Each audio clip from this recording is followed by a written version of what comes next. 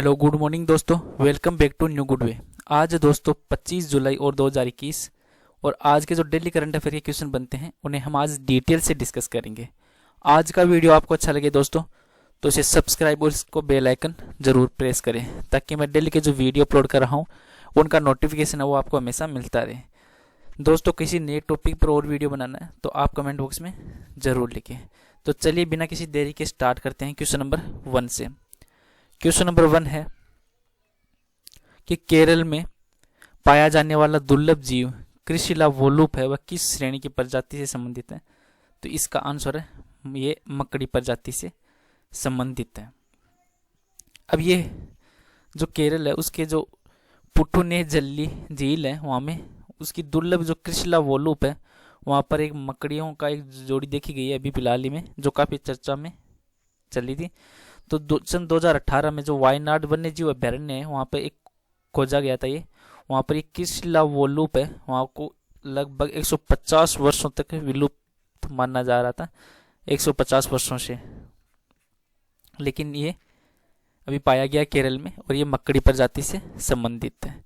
Next question है question number 2। परमाणु football जो हाल ही में काफी खबरों में रहा है वह किस देश से संबंधित है? तो इसका आंसर है ये अमेरिका देश से संबंधित है। ये है क्या? तो ये परमाणु जो फुटबॉल है वह न्यूक्लियर फुटबॉल है, वो अभी काफी चर्चों में चला था। जो अमेरिका के अभी प्रेजेंट टाइम में राष्ट्रपति हैं जो बाइडेन, तो इन्होंने ये जो परमाणु फुटबॉल या राष्ट्रपति के जो आपातकालीन सेचेल है उसमें परमाणु हमले के लिए एक आवश्यक कोड होते हैं, जिसमें ऐसा ही एक जो ब्रीफ केस है वो इस साल 6 जनवरी है, इस साल की जो 6 जनवरी उसको यूएस के जो कैपिटल में दंगाइयों के धावा बोलने के करीब पहुंच गया था। जो ये परमाणु फुटबॉल है जिस वजह से काफी चर्चा में रहा था। नेक्स्ट क्वेश्चन है क्वेश्चन नंबर 3। कौन सी अंतरिक्ष एजेंसी है जो सुपरबिट नामक टेलीस्कोप का निर्माण कर रही है? तो आंसर है नासा। और ये नासा कहाँ की अंतरिक्ष एजेंसी है? तो ये अमेरिका की है। और जो नासा और जो वहाँ पे की जो कनाडाई अंतरिक्ष एजेंसी है super pressure balloon borne imaging telescope, या इसको शॉर्ट में सुपरबिट भी बोलते हैं, इसकी फुल फॉर्म है ये super pressure balloon borne imaging telescope. इसका नाम का यह टेलीस्कोप का निर्माण कर रहे हैं जिससे जो हबल टेलीस्कोप है उसका उत्तराधिकारी है वह कहा जा रहा है। और जो वहाँ पे काफ़ी चर्चों में भी चला था, ये वहाँ की मीडिया रिपोर्ट्स की अगर माने तो उसमें ये इस टेलीस्कोप को ऊपर उठाने के लिए स्टेडियम के आकार के जो हीलियम बैलून है उसका इस्तेमाल किया गया है, जिसे पृथ्वी के वायुमंडल के ऊपरी स्तर पर भेजा जाएगा। और इसे टोरंटो विश्वविद्यालय वहाँ का और प्रिंसटन विश्वविद्यालय और इंग्लैंड में जो डरहम विश्वविद्यालय उसने नासा और कनाडा की जो अंतरिक्ष एजेंसी उसके साथ मिलकर ही है इसे सुपरबिट नामक टेलीस्कोप का निर्माण किया है दोस्तों। नेक्स्ट क्वेश्चन है क्वेश्चन नंबर 4। किस देश ने जो डॉक्सिंग व्यवहार है उससे निपटने के लिए गोपनीयता कानूनों पर एक कानून का प्रस्ताव रखा है? तो इसका आंसर है हांगकांग देश के द्वारा। हांगकांग देश है उसने ये इसके लिए कानून का प्रस्ताव रखा है। जो हांगकांग की जो विधायिका है डॉक्सिंग व्यवहार उससे निपटने के लिए यह कानून का प्रस्ताव है वो दिया गया है। और यह कानून है यदि लागू हो जाएगा तो उस देश में काम करने वाली जो प्रौद्योगिकी कंपनियां हैं उस पर भारी प्रभाव पड़ेगा। और इस कानून का इस्तेमाल वो सत्ता में जो बैठे लोग हैं उनके द्वारा नागरिक समाज है उसको लक्षित करने के लिए किया जा सकता है। और डॉक्सिंग का मतलब क्या है? तो डॉक्सिंग का मतलब है किसी व्यक्ति या किसी संगठन की निजी जानकारी को ऑनलाइन साझा करना। डॉक्सिंग व्यवहार का ये है कि किसी भी व्यक्ति या संगठन है उसकी जानकारी के बारे में, उसकी जो पर्सनल लाइफ होती है उसके बारे में ऑनलाइन साझा करना है, उसका एक प्रस्ताव हांगकांग देश के द्वारा रखा गया है। नेक्स्ट क्वेश्चन है क्वेश्चन नंबर 5। किस देश में 108 मिलियन वर्ष पहले जो माइक्रोसौर है उसमें उंगली के आकार के जीवाश्म का पता चला है? तो इसका आंसर है जो अमेरिका देश है उस अमेरिका देश में 108 मिलियन वर्ष पहले के जो माइक्रोसौर है उसमें एक उंगली के जो आकार का जीवाश्म हुआ होता है उसका पता चला है। जो अमेरिका है उसमें 308 मिलियन वर्ष पहले की जो माइक्रोसौर है इसके बारे में पता चला है। और ये माइक्रोसौर नाम की प्रजाति है जो नई प्रजाति है के बारे में बताया जा रहा है कि इस प्रकार की एक नई प्रजाति है जो छोटे छिपकली जैसे आकार के जानवर होते हैं, और जो डायनासोर है उनसे आने से पहले ही ये पृथ्वी पर घूमते थे। जब डायनासोर खत्म हुए उनके बारे में भी इनका कोई पता नहीं चला, लेकिन अब भी ये अमेरिका है उनमें इस जीवाश्म का पता लगाया जो काफ़ी पुराने बताए जा रहे हैं, 308 मिलियन वर्ष पहले के। अब अमेरिका है दोस्तों, तो अमेरिका की राजधानी क्या है? अमेरिका की राजधानी है वॉशिंगटन DC। और प्रेजेंट टाइम में अमेरिका के राष्ट्रपति कौन है? तो प्रेजेंट टाइम अमेरिका के राष्ट्रपति हैं जो बाइडेन। और उपराष्ट्रपति कौन है अमेरिका के? तो वो हैं दोस्तों कमला हैरिस। कमला हैरिस है वो प्रेजेंट टाइम अमेरिका की उपराष्ट्रपति हैं। नेक्स्ट क्वेश्चन है क्वेश्चन नंबर 6। केंद्र सरकार ने हाल में किस केंद्र शासित प्रदेश से 750 करोड़ रुपए की लागत से बनने वाले जो केंद्रीय विश्वविद्यालय है उसको मंजूरी प्रदान की है? तो इसका आंसर है जो केंद्र सरकार है उसने लद्दाख जो केंद्र शासित प्रदेश है उसमें 750 करोड़ रुपए की लागत से बनने वाले केंद्रीय विश्वविद्यालय को मंजूरी प्रदान की है। और ये कब की गई है? तो ये 22 जुलाई 2021 को की गई, जिसमें केंद्र शासित प्रदेश लद्दाख है वहाँ पर ये इस सेंट्रल यूनिवर्सिटी की स्थापना की जाएगी। और ये यूनिवर्सिटी है वहाँ पर जो अन्य शिक्षण संस्थान है उनके लिए भी एक मॉडल का कार्य करेगी। और जो केंद्रीय सूचना और प्रसारण मंत्री हैं अभी प्रेजेंट टाइम में अनुराग ठाकुर, जिनको नया पोर्टफोलियो है वो भी दिया गया था। अनुराग ठाकुर है केंद्रीय सूचना और प्रसारण मंत्री। इन्होंने बताया कि जो केंद्र शासित प्रदेश है उसके रूप में एक लद्दाख के अस्तित्व में आने वाला ये पाया गया। आने के बाद ये यहाँ की जो उच्च शिक्षा है उसका और कोई शीर्ष स्थान है वहाँ पर नहीं है। इसके बाद केंद्र सरकार ने लद्दाख में केंद्रीय विश्वविद्यालय खोलने के लिए इन्होंने ये मुद्दा है वह संसद में भी उठाया था अनुराग ठाकुर ने।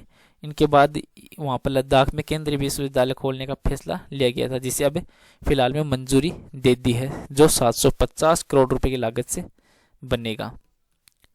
नेक्स्ट क्वेश्चन है क्वेश्चन नंबर 7। किस देश ने स्पेस राइस की अपनी एक पहली फसल कटाई की है? तो आंसर है इसका चीन देश ने। चीन के द्वारा जो स्पेस राइस है उसकी पहली फसल की कटाई की गई है।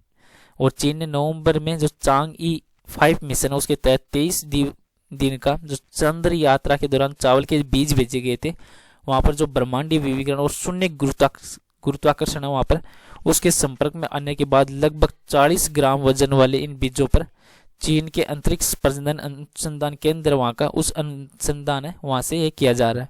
और चीन है वो उसने 1987 में चावल और अन्य फसलों के बीज अंतरिक्ष में भेजे गए थे और उन पर अनुसंधान भी कर रहा है, जिसमें अभी चीन ने प्रेजेंट टाइम में स्पेस राइस की अपनी पहली फसल की कटाई की है। नेक्स्ट क्वेश्चन है क्वेश्चन नंबर 8। केंद्रीय मंत्रिमंडल ने स्पेशलिटी स्टील के लिए कितने करोड़ रुपए के उत्पादन के हेतु प्रोत्साहन योजना को मंजूरी दी है? तो इसका आंसर है दोस्तों 6322 करोड़ रुपए के लिए। 6322 करोड़ रुपए के लिए जो केंद्रीय मंत्रिमंडल है उसने स्पेशलिटी स्टील है उसके लिए 6322 करोड़ रुपए के उत्पादन से जुड़ी जो योजनाएं हैं उनको मंजूरी दी है, जिसमें इसका उद्देश्य ये रखा गया कि इस क्षेत्र से जो घरेलू निर्यात और विनिर्माण है उनको बढ़ावा देना है, जिससे क्या ये 6322 करोड़ रुपए का प्रोत्साहन है वह 5 वर्षों में प्रदान किया जाएगा। और ये योजना है 5,25,000 से अधिक नौकरियों का निर्माण करेगी, जिससे क्या होगा जिससे विनिर्माण को बढ़ावा मिलेगा और आयात को कम करने में भी मदद मिलेगा। इसको देखते हुए केंद्रीय मंत्रिमंडल ने 6322 करोड़ रुपए से जो जुड़ी योजनाएं हैं उनको मंजूरी दी है। नेक्स्ट क्वेश्चन है क्वेश्चन नंबर 9। केंद्र सरकार ने राष्ट्रीय पेंशन प्रणाली के तहत पेंशन फंड प्रबंधन में प्रत्यक्ष विदेशी निवेश की सीमा को 49% से बढ़ाकर कितने फीसदी कर दिया गया है? तो इसका आंसर है दोस्तों 74% कर दी है। जो केंद्रीय सरकार है उसने राष्ट्रीय पेंशन प्रणाली है जो एनपीएस राष्ट्रीय पेंशन प्रणाली नेशनल पेंशन स्कीम है उसके तहत ये पेंशन फंड प्रबंधन है उसमें विदेशी जो प्रत्यक्ष निवेश है उसकी सीमा को भी 49 से बढ़ाकर 74 की है। और जो पेंशन फंड नियामक और विकास प्राधिकरण है PFRDA उनकी अधिनियम बीमा क्षेत्र में FDI है, उसमें FDI की सीमा को जोड़ता है, जिसमें जनवरी 2004 में जो सरकारी कर्मचारी है उनके लिए ये राष्ट्रीय पेंशन प्रणाली है NPS वो शुरू की है थी, जिसके बाद में 2009 में इन सभी के लिए ये खोल दिया गया था। और आज का नेक्स्ट और लास्ट क्वेश्चन है दोस्तों, क्वेश्चन नंबर 10। क्वेश्चन नंबर 10 है कि 25 जुलाई को विश्व में दर में जो भी महत्वपूर्ण घटनाएं हैं उनके बारे में पढ़ेंगे।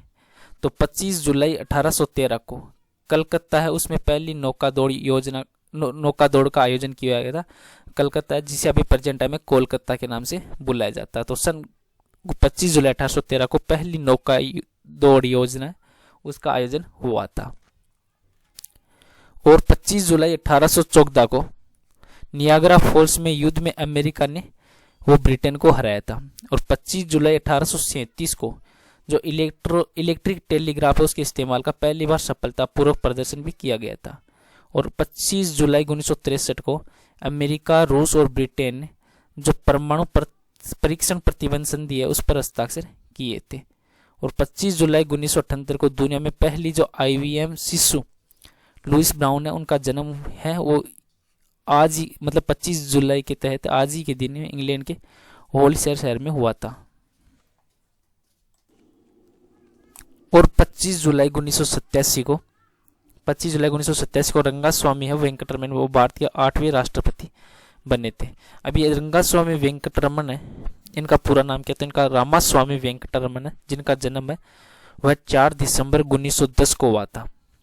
4 दिसंबर 1910 को हुआ था और इनका जन्म है वो तमिलनाडु में हुआ था। इनके पिता का नाम था के रामास्वामी अय्यर, जिनकी पत्नी और जो रंगास्वामी इनकी पत्नी का नाम था जानकी वेंकट रमन। और ये जो रंगास्वामी है ये भारतीय राष्ट्रीय कांग्रेस पार्टी है वहाँ की राजनीतिक पार्टी से यहाँ जुड़े थे। और जिनकी मृत्यु है वह 27 जनवरी 2009 को हुई थी दिल्ली में। और 25 जुलाई 1992 को SD शर्मा भारत के 9वें राष्ट्रपति बने थे। और 25 जुलाई 2007 को प्रतिभा पाटिल वो भारत के 12वें राष्ट्रपति के रूप में शपथ ली थी, जिसमें भारत की वो पहली महिला राष्ट्रपति बनी थी। अब ये श्रीमती प्रतिभा पाटिल है, इनका जन्म है तो इनका जन्म हुआ था दोस्तों 19 दिसंबर 1934 को हुआ था, जहाँ पर ये महाराष्ट्र का नंदगांव है वहाँ पर इनका जन्म हुआ। और इनका पिता का नाम था नारायण राव पाटिल और इनके पति का नाम था देव सिंह रण सिंह शेखावत, इनके एक बेटा था जिनका नाम था राजेंद्र सिंह और एक बेटी थी ज्योति राठौड़। और ये जो राजनीतिक पार्टी है कांग्रेस उनसे जुड़ी हुई थी दोस्तों। जो फेमस बड़े व्यक्ति हैं जिनका जन्म 25 जुलाई को हुआ था, 25 जुलाई 1905 को अमेरिकी जो सेक्सोफोनवाद जॉनी होजेजा उनका जन्म हुआ था 25 जुलाई 1905 को। और 25 जुलाई 1919 को भारतीय संगीतकार सुधीर फड़के उनका जन्म हुआ। 25 जुलाई 1905 को ही हिंदी चलचित्र अभिनेत्री और गायिका राकेश्वरी उनका जन्म हुआ। और 25 जुलाई 1966 को भारतीय प्रसिद्ध जो राजनीतिक हरसिमरत कौर है बादल, इनका जन्म भी 25 जुलाई 1966 को हुआ था। चलो दोस्तों आज का वीडियो यहीं पे समाप्त करते हैं। आज का वीडियो आपको अच्छा लगे तो इसे शेयर जरूर करें दोस्तों। Thank you all of you.